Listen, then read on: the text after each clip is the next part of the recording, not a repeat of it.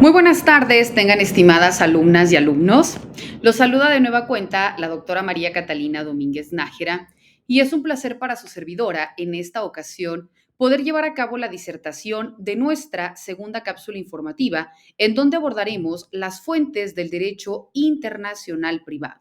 Cuando hablamos de las fuentes del derecho internacional privado, vemos que primero existe una clasificación que son propiamente en las fuentes nacionales. Dentro de ellas encontramos primeramente a la ley. Cuando hablamos de la ley, vemos que cada estado cuenta con un sistema específico de creación de normas jurídicas.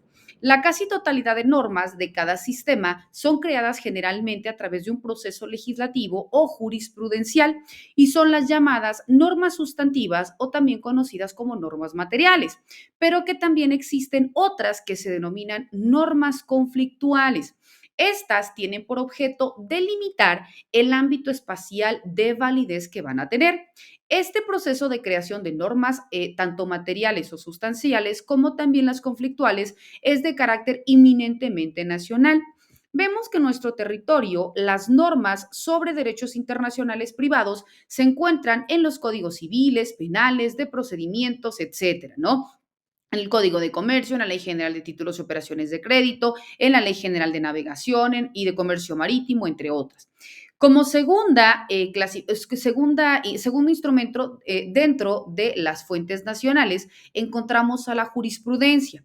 Cuando hablamos de la jurisprudencia, vemos que los tribunales del Estado son por lo general las entidades que aplican las normas jurídicas en este sistema. El criterio uniforme de aplicación de las normas jurídicas constituye luego entonces la jurisprudencia. En México, el desarrollo jurisprudencial en materia de derecho internacional privado ha sido sumamente escaso. Jurisprudencia que, por tanto, se encuentra sustentada en el artículo 14 constitucional y el 19 del Código Civil, en este caso, cuando existía el Código Civil del Distrito Federal. Después encontramos a la costumbre. Cuando hablamos de la costumbre, en el derecho mexicano, reconoce a la costumbre como complementaria de la ley. En este sentido, pueden citarse también diferentes numerales y nos indica que la costumbre en materia de derecho internacional privado en México se refiere únicamente en el campo mercantil o comercial, principalmente en materia de contratación internacional, así como en las actividades bancarias que se encuentran en este nivel. Por consiguiente, encontramos a la doctrina. En el derecho positivo mexicano reconoce a la doctrina como fuente de la ley. Así vemos que en su numeral 14 constitucional establece que en los juicios de orden civil la sentencia definitiva deberá ser conforme a la letra o a la interpretación jurídica de la ley, y a falta de esta se fundará en los principios generales del derecho. En México, en el siglo pasado, el desarrollo jurisprudencial dio lugar al nacimiento de una doctrina que luego entonces, conforme los años, desapareció por completo, pero en la actualidad el desarrollo doctrinal existe, pero se encuentra limitado. Otra de las clasificaciones de las fuentes del derecho internacional privado son las fuentes internacionales. Dentro de las fuentes internacionales encontramos a los tratados.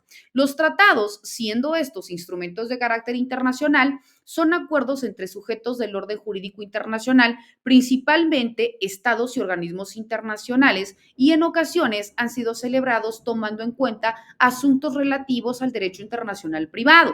En el derecho mexicano, conforme el artículo 133 constitucional, los instrumentos internacionales de este tipo deben ser celebrados por el presidente de la República con aprobación del Senado y constituyen ley suprema en toda la Unión siempre y cuando estén de acuerdo con la propia Constitución.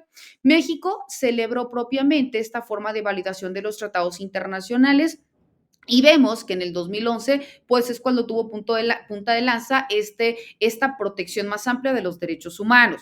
También se encuentra la costumbre internacional.